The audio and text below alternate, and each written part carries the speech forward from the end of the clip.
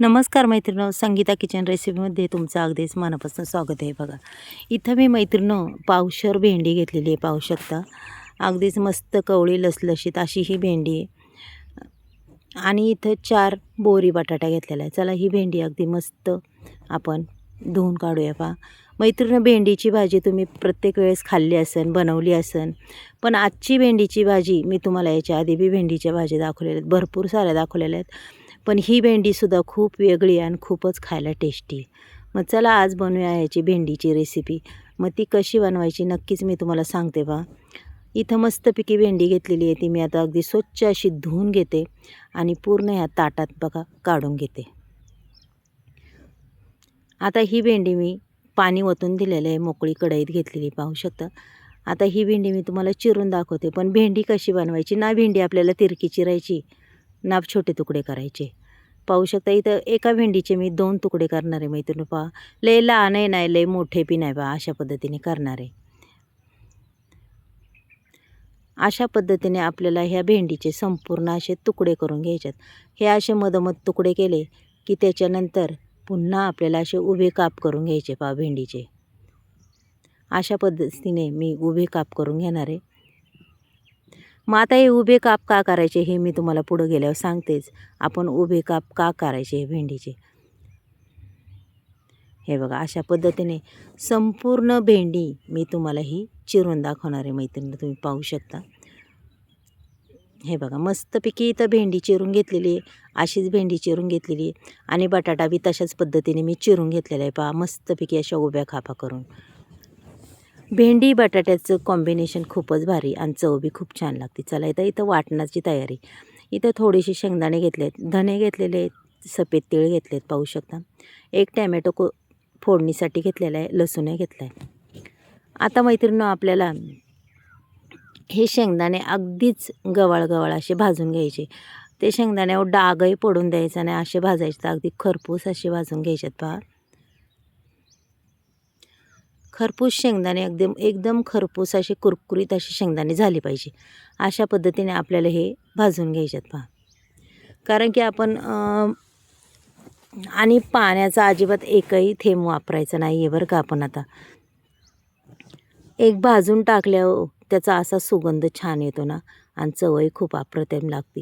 म्हणून कोणती बी गोष्ट अशी भाजून जर घातली ना खरंच खूप छान चव येते आणि सुगंध तर जास्त जातं. हे धने बिने आपण संपूर्ण हे भाजून घेणार आहे, तीळ धने.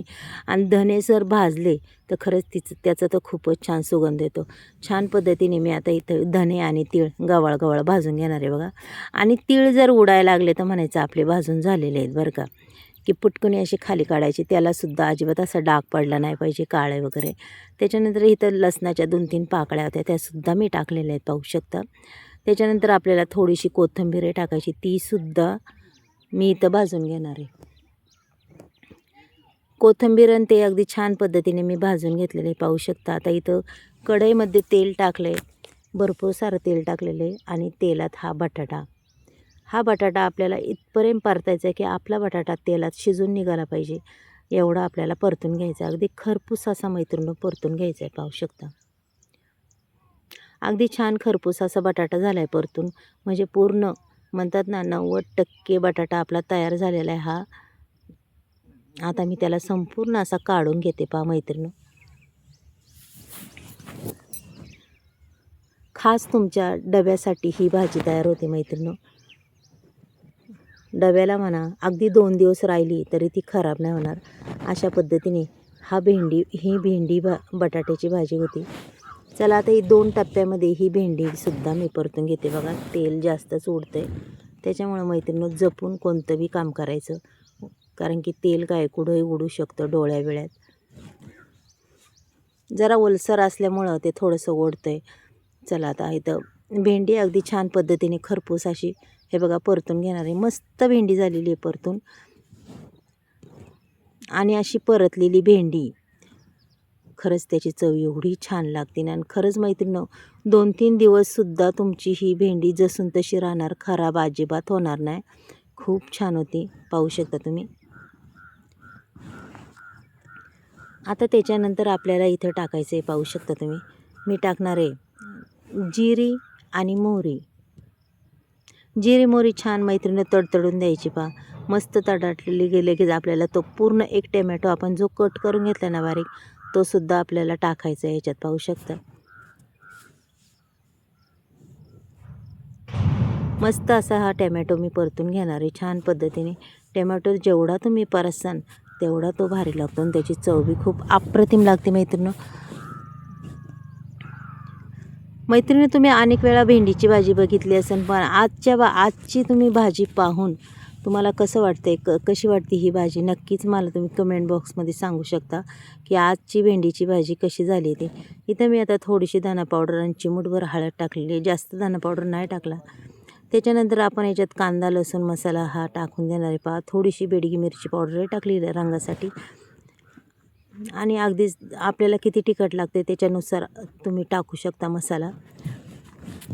आता हे पूर्ण मी मिक्स करून घेणार आहे आणि आपण हा मसाला तयार केलेला हा सुद्धा टाकणार आहे बरं का. आता आपण तर हा गरमच करून घेतला होता, पण तरी आता तेलात हा मस्तपैकी असा आपल्याला परतून घ्यायचा आहे पहा.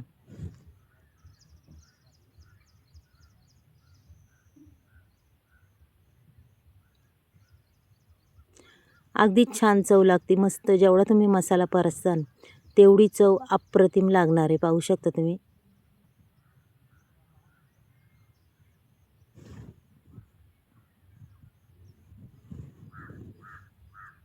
त्याच्यानंतर भरपूर सारी मी कोथिंबीर टाकणार आहे बघा. कोथिंबीरीने अजूनच चव येते मैत्रिणी, खूप छान लागते.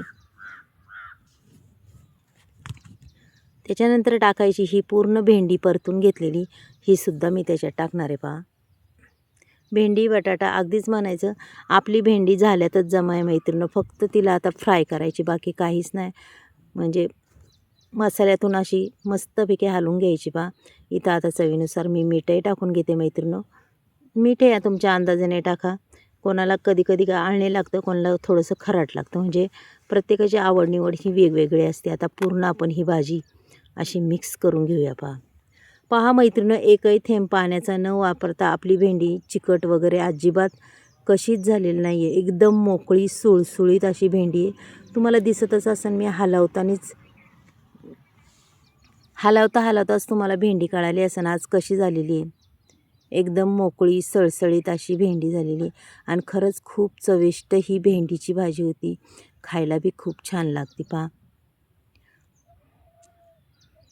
आता आपण त्याची फक्त आपल्याला एक वाफ काढून घ्यायची आहे मैत्रिणी, जास्त बी काय नाही, फक्त एक वाफ काढून घ्यायची आणि भेंडी पुन्हा आपली बघायची की भेंडी मैत्रिणी अगदीच रेडी झालेली आहे, पाहू शकता. आता मी खाली उतरून घेते ही भेंडीची भाजी.